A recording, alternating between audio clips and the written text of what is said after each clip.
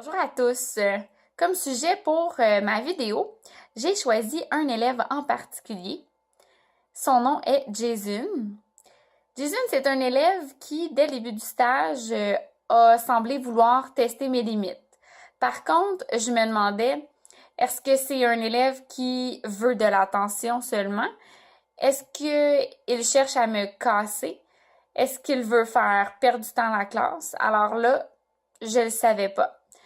Ce qui est certain, c'est que c'est un élève qui prenait beaucoup de place, posait beaucoup de questions, des questions pas toujours pertinentes, même chose au niveau des commentaires.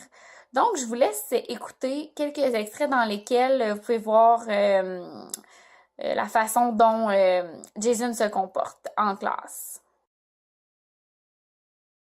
Est-ce qu'on peut simplifier ça? C'est par 2, 4 sur 5. Si je venais de demander à une élève de me trouver une fraction équivalente à une fraction irréductible, une fois que l'élève a trouvé une fraction équivalente, j'ai eu le réflexe de vouloir réduire cette fraction-là, ce qui faisait pas de sens parce que je faisais exactement le contraire de ce que je venais de faire avec l'élève. Et Jason s'est empressé de tout de suite me faire remarquer que ce que je faisais n'avait pas de sens. Alors, c'est bien que les élèves me reprennent, mais bon, on voit ici que probablement tous les élèves avaient remarqué, mais Jason ne manque pas de chance de me reprendre. Ça, vous savez, quand on écrit la réponse en haut, ça me permet de savoir que vous avez compris ce qu'on cherchait. OK. Comment tu dis ça? La réponse, c'est de l'écrire en haut. Ah, c'est pas grave. Ici, par exemple, je m'étais mal exprimée. Je voulais dire d'écrire la réponse, d'écrire le mot réponse avant d'écrire la réponse finale pour m'indiquer comme quoi on était bien en train d'écrire la réponse finale.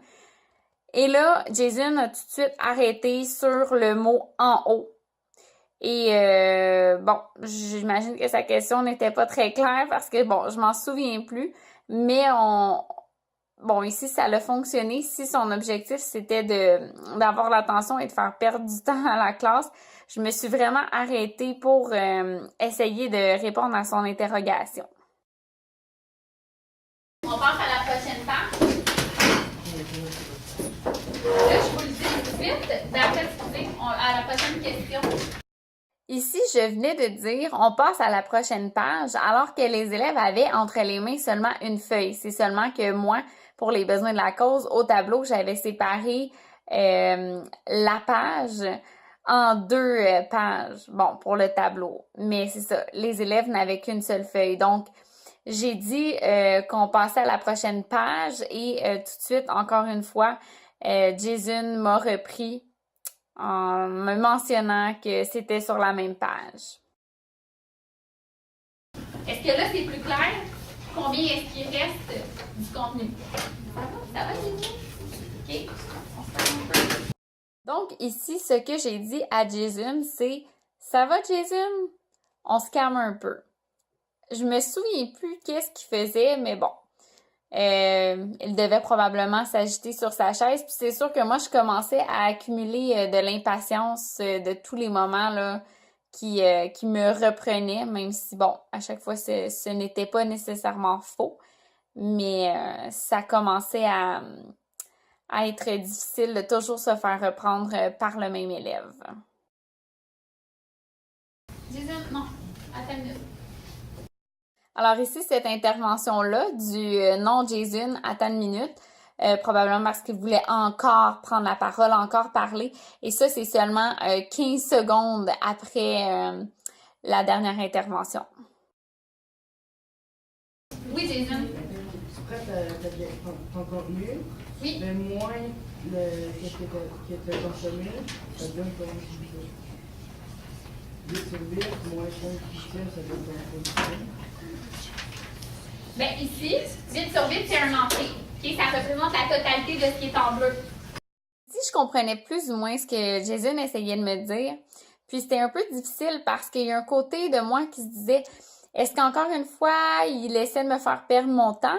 mais d'un autre côté, peut-être qu'il est sérieux, peut-être que ce qu'il dit veut vraiment savoir est-ce que ça fonctionne, c'est peut-être vrai ce qu'il dit. Donc, j'essaie de prendre tout de même le temps pour analyser sa réponse. Mais encore une fois, on fait perdre un peu de temps à la classe ici. Alors là, ici, la question c'est qu'est-ce qu'on fait avec un élève comme ça? Ce qui est plus difficile, c'est qu'on ne sait pas si Jason veut réellement faire perdre du temps à la classe. Est-ce qu'il veut me casser? Est-ce qu'il veut me déstabiliser? Il veut avoir de l'attention? On le sait pas. Mais là, il faut faire quelque chose parce que clairement, Jason nuit à l'apprentissage des autres, fait perdre du temps à la classe. Mais d'un autre côté, il faut faire attention aussi à l'intervention qu'on va avoir avec lui parce que on voit tout de suite là, que Jason, c'est une personnalité forte, donc ça va être un leader dans la classe. On pourrait faire en sorte qu'il devienne un leader positif, puis c'est ça qu'il va falloir faire. Moi, je peux vous dire ce que j'ai fait. J'ai tout de suite vu que Jason, c'était pas une personne méchante. Donc, c'est sûr que ça, c'est quelque chose qui a facilité la tâche. Je me suis dit, moi, intuitivement, j'ai eu envie d'agir vraiment positivement avec Jason, de lui donner du renforcement positif. Puis vraiment, je ne suis pas du tout allée dans une direction là, de quelque chose de négatif ou de punition. Donc, j'ai été un petit peu plus du côté de ignorance de la chose. Je faisais comme si j'avais pas compris son petit jeu, puis j'étais super gentille avec lui.